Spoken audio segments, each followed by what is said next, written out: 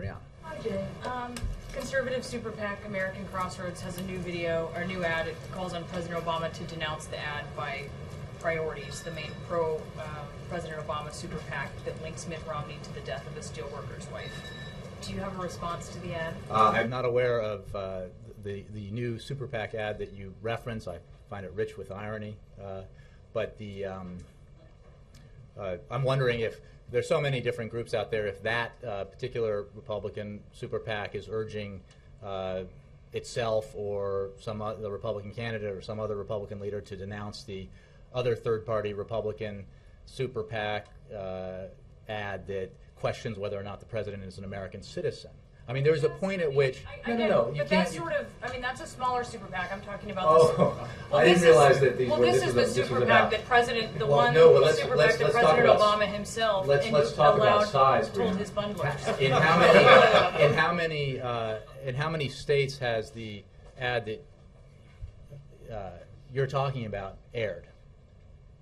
50 if you consider the news, right? And how much, as far just based on media reports, how many dollars has been spent on this ad? Now let's compare that. Now again, I'm getting at a territory that is really my territory, but let me just make the point. I have addressed this issue because of an advertisement produced by, filmed by, paid for by, with millions of dollars that is going spread out across the country in major states. Paid for by and produced by the Romney campaign, not a third-party group, that is categorically false and blatantly dishonest in its representation of the president's policy.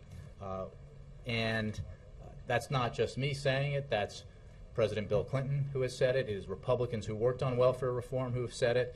It is Republicans who are putatively out there to advance the argument on behalf of Governor Romney who have said there is no proof that the ad is true. So that's qualitatively different. Ad you mentioned yesterday. No, my but question it's is qualitatively different from a third-party ad that obviously we have no control over, and with people we don't have contact. This is the super PAC that President Obama in February said to his top bundlers, it's okay to move forward supporting this super PAC. Don't you at some point have to say something to make this go away? I mean, this is the fourth day that you've gotten questions on this.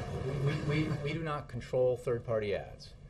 What this president is focused on is what he can do as president and what his message is about what our economic future can be and should be as he campaigns around the country.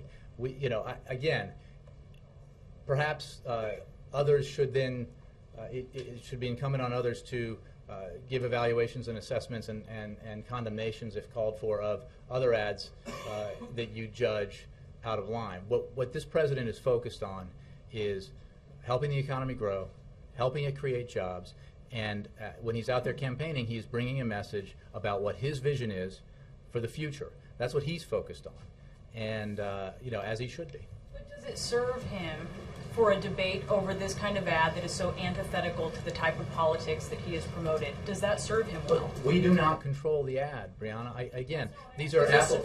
Is it good for him? You can make an assessment. Again, that's not for me to do. I'm speaking for the president and his policies. I'm speaking for the president and defending and explaining his policies and defending them when a campaign ad with millions and millions of dollars behind it, as opposed to $0 behind it, is being broadcast around the country, paid for, produced by the Romney campaign, that is categorically false and blatantly dishonest about the president's policy positions.